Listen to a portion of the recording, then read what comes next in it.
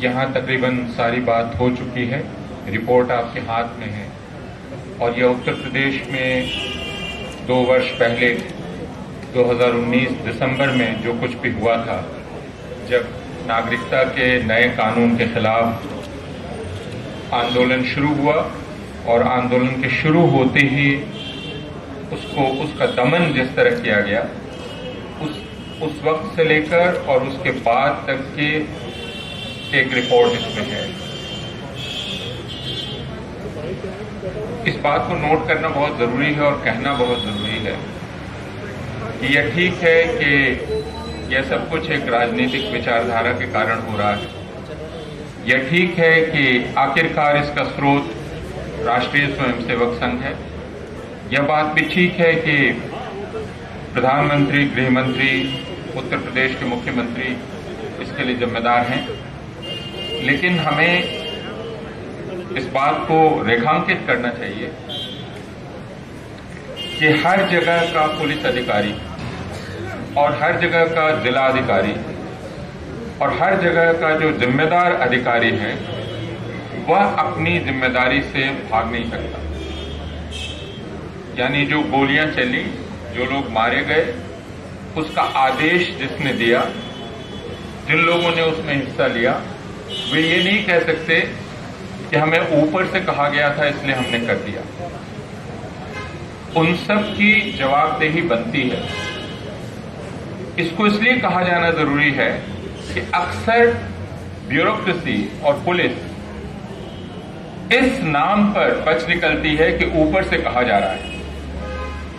और हम भी जब बात करते हैं तो हम राजनीतिक नेताओं की तो आलोचना करते हैं, लेकिन हम ये नहीं पूछते हैं कि ये जो हमारे ब्यूरोक्रेट्स हैं और हमारे पुलिस ऑफिसर्स हैं, हर साल मई और जून के महीने में जब यूपीएससी के इम्तिहान के नतीजे निकलते हैं तो अखबारों में इनकी तस्वीरें छपती हैं। कहा जाता है कि ये हिंदुस्तान के सबसे आला दिमाग हैं, सबसे उम्दा दिमाग हैं। ये सबसे आला और उम्दा लोग हिंदुस्तान की आवाम पर जिस किस्म का जुल्म ढाते हैं और जिस तरह नाइंसाफी करते हैं और अपराध में शामिल होते हैं, उस बात को दर्ज करना जरूरी है। इसलिए गोली किसके आदेश से चली,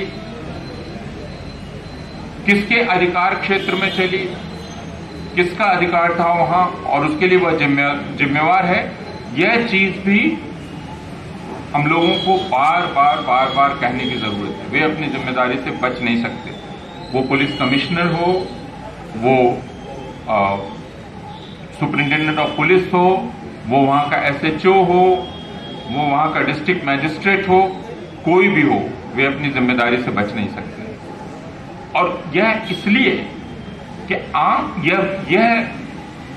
यह चीज वहां से आगे बढ़ते बढ़ते और न्यायपालिका तक जाती है, जिसमें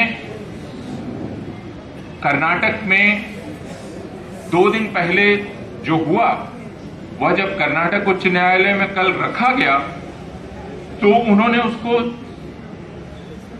उसका कॉग्निशन लेने से भी इनकार कर दिया, क्योंकि तकनीकी जरूरत पूरी नहीं हो रही थी उनके मुताबिक। और सर्वोच्च न्यायालय में जब बात कही गई तो मुख्य न्यायाधीश ने कहा कि इस मामले को राष्ट्रीय मत बनाइए, यहां लाकर यह स्थानीय मामला है।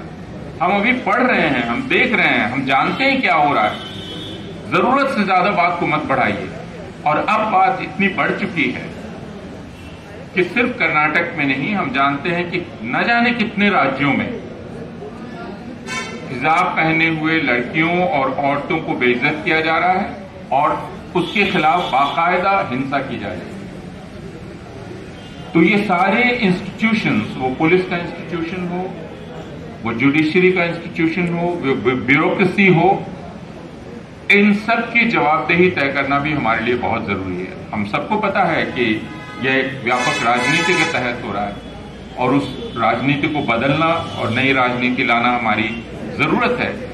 लेकिन उसके बाद जिन्होंने इसमें हिस्सा लिया, वे पुलिस अधिकारी और वे दूसरे अधिकारी अगर इसके लिए जवाबदेह नहीं ठहराए जाएंगे तो फिर हम किसी इंसाफ की बात की कल्पना नहीं कर सकते।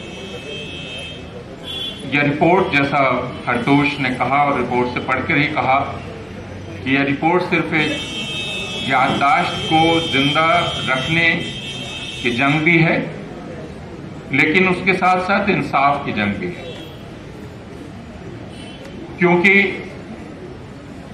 यह चीज गुजरात से शुरू हुई थी 2002, आज से 20 साल पहले। हम फरवरी के महीने में हैं और आज से कुछ दिन बाद हम 20वीं सालगिरह उसकी मनाएंगे, मार्क करेंगे।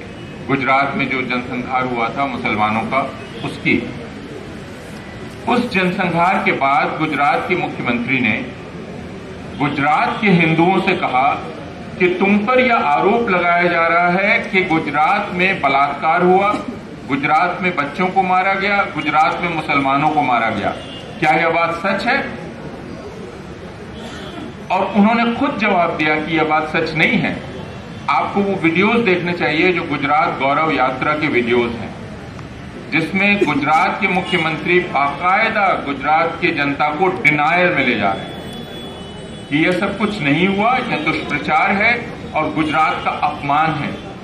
और अब यह आदत बन गई, जैसे उत्तर प्रदेश में मारा गया और मार के कहा गया कि हमने मारा ही नहीं, मुसलमानों ने खुद अपने आप को मार लिया। इसलिए यह हत्याएं हैं कि नहीं हैं, यह जानना ही हम लोगों के लिए बहुत मुश्किल है।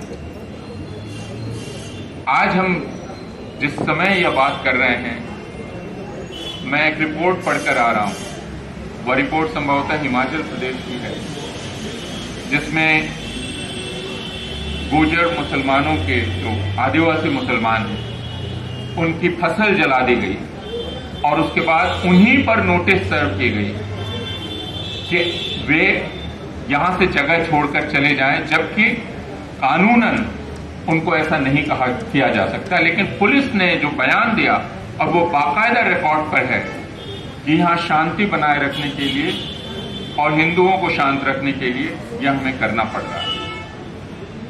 अगर हम इस हालत में पहुंच गए तो मुझे मालूम नहीं कि हम और क्या देखना चाहते हैं और हम इस बात को कितनी बार देखना चाहते हैं। ये कहने के लिए कि अगर इस वक्त हमने कोई निर्णायक कदम नहीं उठाया तो वापसी हमारे लिए बहुत मुश्किल होगी। यह रिपोर्ट एक तरह से उसका आह्वान है, उसके लिए चेतावनी है, उस जंग का एक हिस्सा है।